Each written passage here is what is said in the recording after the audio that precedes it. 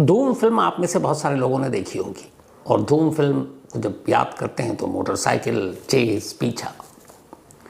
इत्तेफाक से इस इंडियन धूम फिल्म की कॉपी फ्रांस के पेरिस में की गई, हाल के वक्त की सबसे बड़ी चोरी में।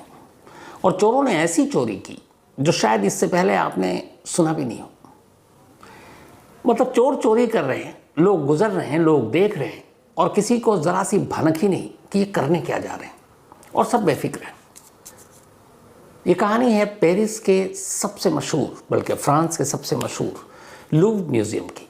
ये लूव्र म्यूज़ियम जिस बिल्डिंग में है, असल में ये फ्रांस के शाही ख़ानदान का शाही महल हुआ करता था। करीब 200 सालों तक इस महल में ही शाही परिवार रहा करता था। बाद में फिर करीब 1793 में जब फ्रेंच रेवोल्यूशन हुआ तो फिर इस महल को एक म्यूज़ियम की शक्ल दे दी गई। तो 1793 से पहले यहाँ राजाओं की रिहाइश हुआ करती थी।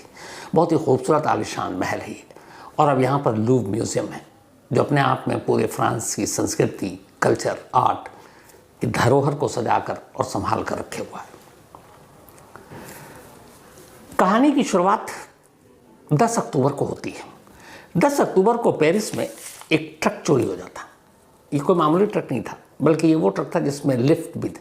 आमतौर पर जो मेंटेनेंस के काम होते हैं, हाई राइज बिल्डिंग, ऊंची बिल्डिंग के ऊपर आपने देखा होगा, या बिजली वाले इलेक्ट्रीशियन सरकारी तो ऐसे लिफ्ट का इस्तेमाल करते हैं जो बड़े से ट्रक में लगा होता है, और फिर आप उसके ज़रिए ऊंची इमारतों में दाखिल हो सकते हैं, कई बार बालकनी, शीशा, इन सबको साफ करने के लिए भी।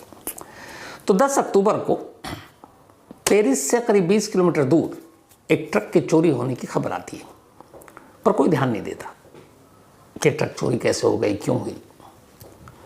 लेकिन ये प्लान का पहला हिस्सा था। 10 अक्टूबर को एक ट्रक जिसमें लिफ्ट है और जो मेंटेनेंस के काम के लिए इस्तेमाल होता है, उस ट्रक की चोरी के ठीक 9 दिन के बाद 19 अक्टूबर की अब तारीख आती है।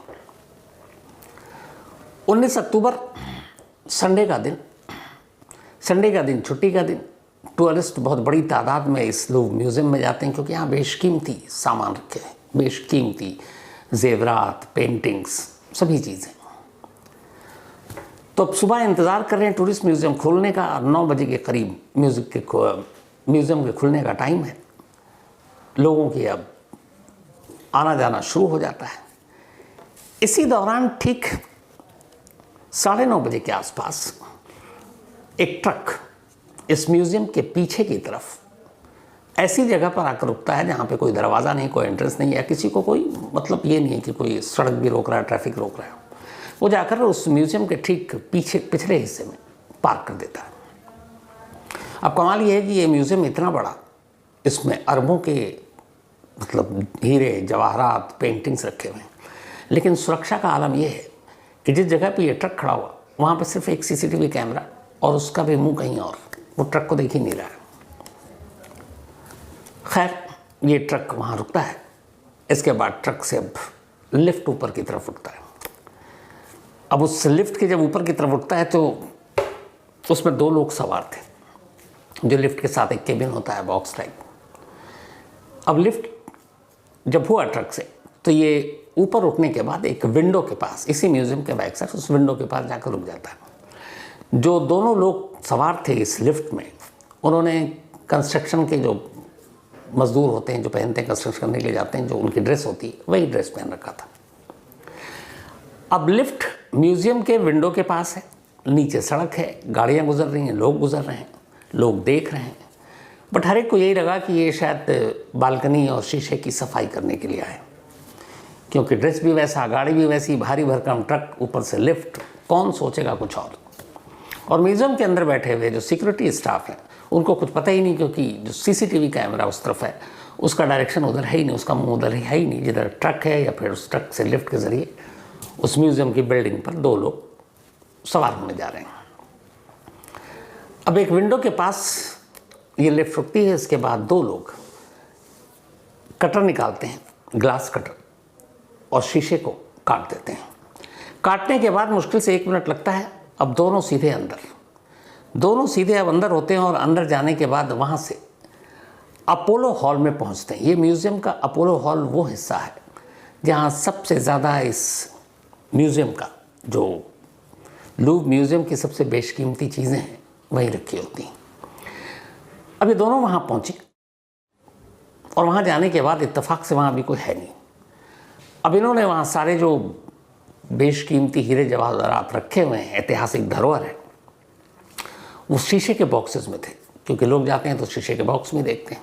अब उन्होंने उन बॉक्सेस को काटना शुरू किया। उन्होंने बॉक्सेस को काटा और वहाँ से कुल 8 चीज़ें उठाई। 8 चीज़ें उठाई और इसके बाद ये वापस ऊपर जाते हैं, उसी लिफ्ट से नीचे उतरते हैं जो इन्होंने भी छोड़ा हुआ है। कुल मिलाकर इस सारी चीज़ों में इन्हें सिर्फ 8 मिनट लगा। अब नीचे आने के बाद कायदे से इसी ट्रक से इनको निकल जाना था, लेकिन प्लानिंग ये नहीं थी। सड़क के दूसरी तरफ यामाहा की 2 मोटरसाइकिल खड़ी हुई थी, जो एक ख़ास कंपनी की थी और जो बेहद अपनी स्पीड के लिए जानी जाती है। उसकी स्पीड 180 से 200 किलोमीटर प्रति घंटा। ट्रक वहीं, लिफ्ट वहीं, सब छोड़ा। उसके बाद सड़क के किनारे गए। उन दोनों यामाहा मोटरसाइकिल पर दोनों सवार होते हैं, तीसरा वहाँ इंतज़ार कर रहा है और ये सब वहाँ से निकल लेते हैं। 8 मिनट के अंदर आए और चले गए। अब इस दौरान में हुआ ये कि जब इन्होंने इस अपोलो हॉल में जो बॉक्स था उसको काटा ग्लास का, तो उसके बाद पहली बार सिक्योरिटी अलार्म बजा, क्योंकि उन बॉक्सेस के साथ कनेक्टेड था। तो सिक्योरिटी अलार्म जैसी बजा, अब म्यूज़ियम के सारे स्टाफ चौकन्ने, घबराए, भागते हैं अपोलो हॉल की तरफ। लेकिन इतना वक्त ही नहीं था। उन्होंने जिस तेज़ी से काटा, उन्होंने पता था क्या क्या काटना है। जब तक वो पहुंचते, ये दोनों उसी रास्ते से, बिल्डिंग से, शीशे के गिलास से बाहर निकलते हैं, लिफ्ट से नीचे उतरते हैं, सामने खड़ी हुई मोटरसाइकिल पर बैठते हैं और 1 2 3। अब जब लोग आए, उन्होंने देखा कि ये तो बॉक्सेस खाली हैं। अब फ़ौरन पुलिस को खबर दी गई, सीसीटीवी कैमरे खंगाले गए, तो पता चला कि भाई उस तरफ तो कोई कैमरा था ही नहीं। अब पुलिस की टीम भी बाहर गई। जब बाहर गई तो जहाँ पर इन्होंने अपने बॉक्स छोड़े थे, वहाँ से एक क्राउन, जो फ्रांस के किंग का एक क्राउन था ऐतिहासिक, वो वहाँ पड़ा हुआ था ज़मीन पर। असल में चोर भागते हुए हड़बड़ी में उनसे वो एक क्राउन छूट गया, लेकिन उसका अफसोस नहीं था उन्हें, क्योंकि जो चीज़ वो अपने साथ ले गए उसकी कीमत 8 अरब इंडियन करेंसी में मैं बात कर रहा हूँ, मतलब 8 अरब की कीमत, $102 मिलियन और इंडियन करेंसी में 8 अरब रुपए का सामान के जेवर अपने साथ ले गए। एक ऐसा म्यूज़ियम जिसमें इतनी सारी बेशकीमती चीज़ें हैं, वहाँ की सिक्योरिटी का ये आलम था। 8 मिनट में चोरी कर वो निकल गए। अब ट्रक वहीं, लिफ्ट वहीं, और साथ में उस ट्रक से उन्हें कुछ और भी चीज़ें मिली, जिसमें डिस्क कटर भी मिला। तो वो तो भाग गया। पुलिस को अंदाज़ा हुआ कि हाँ, बाकी सीसीटीवी कैमरे उन्होंने जब देखे तो ट्रक का मूवमेंट देखा सुबह, और वहाँ पे फिर पार्क, तब उस ट्रक के ज़रिए कि इसमें डीएनए के कुछ मिलेंगे, फिंगरप्रिंट्स मिलेंगे, पुलिस ने उसको अपने कब्जे में लिया और हर तरफ अब निगरानी शुरू, हड़कंप मच चुका था। वहाँ जब गायब हीरे जवाहरात की बात आई तो फिर ये हुआ कि भाई इसकी कीमत तो 8 अरब है। जो चीज़ चोर अपने साथ ले गए, कमाल की चीज़ें थी वो। उसमें से एक वो टियारा नेकलेस ले गए। इस टियारा नेकलेस और ईयर रिंग सेट था जिसमें 1000 से ज़्यादा डायमंड लगे हुए थे, और ये एक हिस्टोरिकल मतलब धरोहर हुआ करता था। इसके अलावा सफ़ायर और डायमंड से जुड़ा हुआ एक पूरा सेट था जो नेपोलियन के भाई की पत्नी पहना करती थी, वो भी चोर अपने साथ ले गए। और कहते हैं कि ये जो नेपोलियन के भाई की पत्नी का ये पूरा सेट था, ये श्रीलंका के खदानों से उस वक्त निकला था डायमंड, और ये उससे बनाया गया था, तो ये ले गए। इसके अलावा डायमंड और एमरल्ड का जो एक सेट था, पूरा वेडिंग गिफ्ट था, ये नेपोलियन का अपनी दूसरी बीवी को दिया था नेपोलियन ने। उसमें भी 1000 से ज़्यादा डायमंड और बाकी सारी चीज़ें थी। ये कोलंबिया से आया था, उसको भी अपने साथ ले गए। फिर टियारा ब्रूच डायमंड, ये इंडिया से कभी गया होगा कॉलोनियल टाइम में, वो भी गायब। क्राउन जो था वो अपने साथ ले गए थे, लेकिन वो जल्दबाजी में छोड़ दिया वहीं पर। तो ये सारी चीज़ें, ये सारे आइटम थे, और ये तस्वीरें हैं जो आप देख रहे हैं, ये सारी चीज़ें वो अपने साथ ले गए, जिसकी वैल्यू 8 अरब रुपए थी। अब इसके बाद फ्रेंच पुलिस हरकत में आती है, तफ्तीश शुरू होती है। तो फिर पहली गिरफ्तारी होती है पेरिस एयरपोर्ट से एक चोर वहाँ पे एक फ़्लाइट पकड़ने के लिए गया था, अल्जीरिया जाना था उसे, उसको पकड़ लिया गया। इसके बाद उसकी निशानदेही पर दूसरे को पकड़ा गया। फिर इसके बाद 5 और सस्पेक्ट को पकड़ा गया जो इनके साथी थे। लेकिन जो इनका मेन पार्टनर था, जो मेन जिसका शायद दिमाग इस पूरी चोरी के पीछे है, वो अब भी फ्रेंच पुलिस के हाथ नहीं आया और डर ये है कि कहीं वो फ्रांस छोड़ न दिया हो, तो उसकी तलाश जारी है। अब इस म्यूज़ियम के सिक्योरिटी की तो बात आपको मैंने बताई, और ये पहली बार ऐसा नहीं है। 1911 में मोनालिसा की मशहूर पेंटिंग चोरी हो गई थी 1911 में, और तब पूरी दुनिया में हड़कंप मच गया था, बल्कि इसको कहा गया था कि ये सदी की सबसे बड़ी चोरी है। 2 साल तक मोनालिसा की ये पेंटिंग इस म्यूज़ियम से दूर रही, चोरी हो चुकी थी। तमाम इंटरपोल, तमाम पुलिस सब लगे हुए हैं इसे बरामद करने के लिए। 2 साल तक नहीं मिला। 2 साल के बाद कुछ चोरों ने इटली के एक म्यूज़ियम के ओनर को कांटेक्ट किया और कहा कि जो पेरिस के म्यूज़ियम से मोनालिसा की पेंटिंग चोरी हुई मेरे पास है, आपको ख़रीदने में दिलचस्पी हो तो बताओ। अब इटली के म्यूज़ियम का वो मालिक शरीफ था, उसे भी पता था कि मोनालिसा की तस्वीर चोरी हो गई है। उसने अपना फ़र्ज़ निभाया, फ़ौरन पेरिस के इस लूव्र म्यूज़ियम के लोगों को कांटेक्ट किया और बताया कि जिस मोनालिसा की तस्वीर आपके यहाँ से चोरी हुई थी पेंटिंग, उसे बेचने के लिए एक शख्स मेरे पास आया। फ़ौरन इसके बाद घेरा डाला गया और तब 2 साल के बाद मोनालिसा की वो पेंटिंग वापस बरामद हुई, वापस लाया गया। इसके अलावा भी यहाँ पे कई चोरी हो चुकी है, लेकिन अब तक ये था कि चोरों ने यहाँ पर ज़्यादातर पेंटिंग को अपना निशाना बनाया। इतने महंगे हीरे जवाहरात के गहने ये पहली बार है। और ख़ुद इस म्यूज़ियम की जो सिक्योरिटी इंचार्ज हैं, उन्होंने माना कि यहाँ की सिक्योरिटी में बहुत सारे लैप्सेस हैं और हमें सुधार की ज़रूरत है। अब वैसे बहुत सारी मजबूरियाँ भी, चूँकि ये शाही महल हुआ करता था फ्रेंच एम्परर का, और आज भी बेहद खूबसूरत बिल्डिंग है, तो जिस तरीके की सिक्योरिटी होनी चाहिए, मतलब सोचिए कि सिर्फ चोर ये 4, 5, 6 चीज़ ले गए हैं और 8 अरब रुपए की जिसकी कीमत हो, तो बाकी चीज़ों की कीमत कितनी होगी। और ये अपने आप में एक कहें तो दुनिया के किसी भी बड़े बैंक से ज़्यादा बेशकीमती जगह है ये, और वहाँ की सुरक्षा का अगर ये आलम होगा तो फिर क्या होगा। हाल के वक्त के कहते हैं कि ये एक सबसे बड़ी चोरी है। अब बाकी के चोरी गए सामान, इन सब की पुलिस तलाश कर रही है और उम्मीद यही है कि जल्द पकड़े जाएं।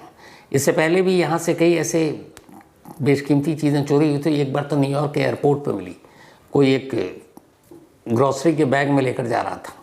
इसके अलावा एक रेनॉ की पेंटिंग चोरी हुई थी, हालांकि वो आज तक नहीं मिली, इसी म्यूज़ियम से। इसके अलावा 5 एंटिक पीसेस डायमंड और इसके सारे ऐसे ही वो भी चोरी हुई थी, हालांकि वो बाद में मिल गई। साथ ही छोटी मोटी और भी कुछ चोरियां हों, सब बरामद हो गई, सिवाय एक रेनॉ की पेंटिंग के जो आज तक नहीं मिली है। तो इतिहास को देखते हुए यहाँ चोरी भी आसान है और चोरी के बाद सामान भी मिल जाता है, चाहे बेशक 2 साल लगे। तो दुआ यही है कि ये सारी चीज़ें वापस मिल जाएं, क्योंकि ये सिर्फ कुछ गहने या 8 अरब और 10 अरब की बात नहीं है। म्यूज़ियम में रखी हुई चीज़ें एक ऐतिहासिक धरोहर होती हैं, जिससे आप उस दौर के इतिहास के बारे में समझते हैं, जानते हैं। और यहाँ नेपोलियन के पूरे परिवार, मतलब नेपोलियन की पत्नी भी, नेपोलियन की भाभी भी, इन सभी के गहने। और वो तो अच्छा हुआ कि फ्रांस के जो राजा हैं उनका क्राउन बच गया, वरना और घनघोर बेइज्जती होती। तो कुल मिलाकर अभी इंतज़ार है कि इस चोरों का दुगला पकड़ा जाए, और इंतज़ार है कि जितनी ये सारी चीज़ें चोरी हुई वो वापस म्यूज़ियम में अपनी उसी जगह पर पहुंच जाए। म्यूज़ियम को फ़िलहाल बंद किया गया था क्योंकि इतनी सारी चोरी हो गई, वैसे ही सदमे से उभर नहीं पा रही अथॉरिटी, लेकिन अब इसे खोला जाएगा और तलाश ज़ोरों शोर से इंटरपोल को इन्फॉर्म कर दिया गया है। ये भी है कि शायद इसे फ्रांस से बाहर निकालने की कोशिश की जा रही है, क्या पता फ्रांस से अब तक बाहर निकाल भी दिया गया हो। इंटरनेशनल मार्केट में ऐसे जितने म्यूज़ियम हैं या इस तरह के आर्ट के कदरदान हैं जो ऐसी चीज़ों को ख़रीदते हैं, उनकी भी पूरी एक लिस्ट खंगाली जा रही है। फ्रेंच गवर्नमेंट ने बाकी के देशों की एजेंसियों से भी मदद मांगी है। और जो एक इसमें से पकड़ा गया अल्जीरिया जा रहा था, तो क्या इसका अल्जीरिया से कोई कनेक्शन है, उसको भी खंगाला जा रहा है। जो 5 और पकड़े गए हैं कल, उनसे भी पूछताछ हो रही है। इसके बाद ही पूरी प्लानिंग इस प्लानिंग, और कौन कौन लोग, चोरी के बाद क्या करना था, जो मनी हाइस्ट वाला मामला था कि चोरी के बाद चोरी का सामान कहाँ ले जाना है, कहाँ बेचना है, कहाँ रखना है, इन सारी चीज़ों की पड़ताल जारी है। और जैसे ही इसमें कुछ अपडेट आएगा आप तक ज़रूर पहुँचाऊँगा। लेकिन फ़िलहाल कहानी में आज इतना ही। अब आपसे मुलाकात होगी कल रात 9 बजे किसी नई कहानी के साथ। तब तक अपना और अपनों का ख्याल रखिएगा। Thank you very much.